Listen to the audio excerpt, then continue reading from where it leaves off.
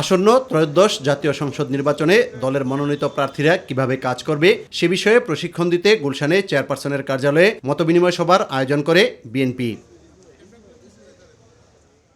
এতে ঢাকা, ময়মনসিংহ ও বরিশাল বিভাগের মনোনীত প্রার্থীরা অংশগ্রহণ করেন।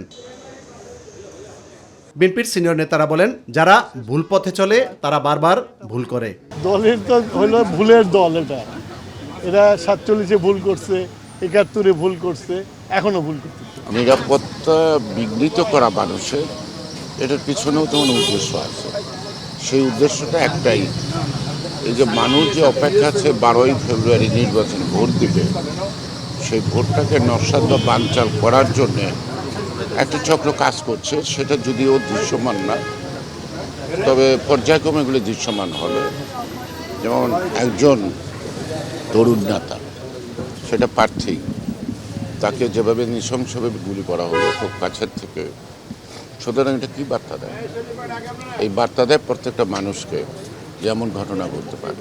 জনগণের প্রত্যাশা পূরণে সব ধরনের ষড়যন্ত্র মোকাবেলা করে বিএনপি এগিয়ে যাবে বলে জানান তারা। আমাদের বিরুদ্ধে যেসব অপপ্রচার করা হয় সেগুলার জবাব যাতে দিতে পারে প্রার্থীরা, সেই জন্যে।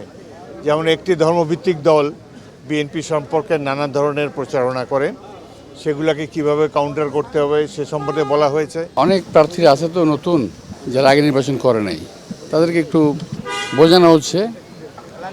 আর এই সময় নির্বাচনটা তো একটা, আমাদের চেয়ারম্যান সাহেব বলেছেন যে এই নির্বাচনটা সর্বকালে একটা কঠিন নির্বাচন হচ্ছে, একটু ব্যতিক্রমী নির্বাচন হচ্ছে।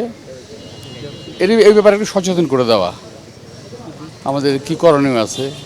এদিকে এবার কেয়ার হাসপাতালের সামনে সংবাদ সম্মেলনে খালেদা জিয়ার শারীরিক অবস্থা তুলে ধরেন তার ব্যক্তিগত চিকিৎসক। এবং উনি আলহামদুলিল্লাহ এখন পর্যন্ত চিকিৎসকদের পরামর্শ মোতাবেক যে চিকিৎসা ওনাকে দেওয়া হচ্ছে, সেই চিকিৎসা উনি ঠিকমতো গ্রহণ করতে পারছেন। এবং ওনার শারীরিক অবস্থা গত কয়েকদিন পূর্বেও যে অবস্থায় ছিল, আলহামদুলিল্লাহ উনি সেটি মেনটেন করে যাচ্ছেন। ইউসুফ আলী, মাই টিভি, ঢাকা।